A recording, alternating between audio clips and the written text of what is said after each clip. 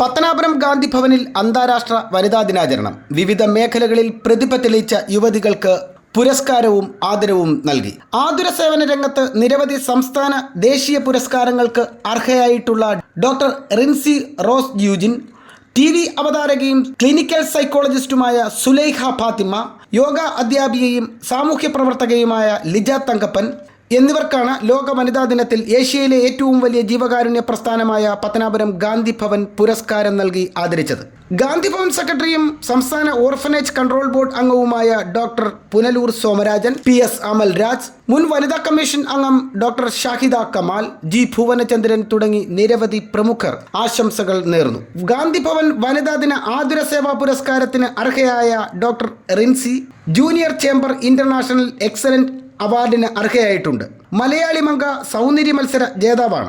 മികച്ച പ്രവർത്തനങ്ങൾക്ക് IDA ഏർപ്പെടുത്തിയ 2024 ദേശീയ പുരസ്കാരം ഡോക്ടർ റിൻസിക്കാണ് ലഭിച്ചത്.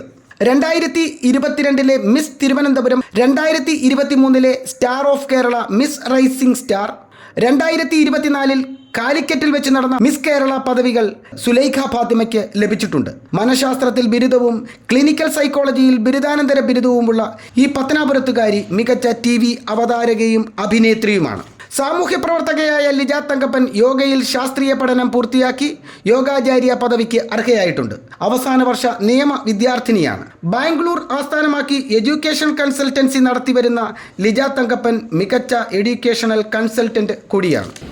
ഇത്രയും പേര് ഇങ്ങനെ ഒരുമിച്ചൊരു കുടുംബമായിട്ട് കൂടുമ്പോൾ ഇമ്പമുള്ളതാണ് കുടുംബം എന്ന് പറയുന്നത്. ഒരു കുടുംബത്തിൽ ഒരു കൊടുക്കുകയില്ല. ഒരു കുടുംബത്തിൻ്റെ അംഗങ്ങളെ പോലെ ഇവിടെ ഈ അമ്മമാരെ അച്ഛന്മാരെ എല്ലാവരും ഒരുമിച്ച് ഇങ്ങനെ മുന്നോട്ട് പോകുന്നതിനുള്ള സന്തോഷവും എല്ലാം ഈ അവസരത്തിൽ അറിയിക്കുന്നു. ഏറ്റവും വലിയൊരു ഡ്രീം ഞാനൊന്ന് ഫിനാൻഷ്യലി ഇൻഡിപെൻഡൻ്റ് ആയിട്ട് എനിക്കും ഒരുപാട് പേരെ സംരക്ഷിക്കണം എന്നുള്ള ആഗ്രഹമാണ്. അപ്പം എന്നെ കൊണ്ട് കഴിയുന്ന എന്ത് സഹായവും എന്ത് സേവനവും ഇനിയുള്ള നാളിലെ ഗാന്ധിഭവന് വേണ്ടിയിട്ട് ഞാൻ നൽകും.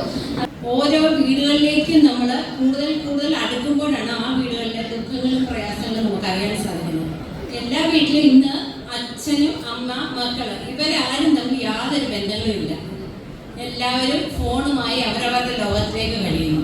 സംസാരിക്കാനും നിങ്ങളുടെ സന്തോഷങ്ങളും ദുഃഖങ്ങളും പരസ്പരം പങ്കുവയ്ക്കാൻ പറ്റുന്നത് തന്നെ ഒരു വലിയ ഭാഗ്യമാണ്. സാമൂഹ്യ സാംസ്കാരിക രംഗത്തെ നിരവധി പ്രമുഖർ പത്തനാപുരം ഗാന്ധി ഭവനിൽ നടന്ന ലോക വനിതാ ദിനാഘോഷ പരിപാടിയിൽ പങ്കുകൊണ്ടു.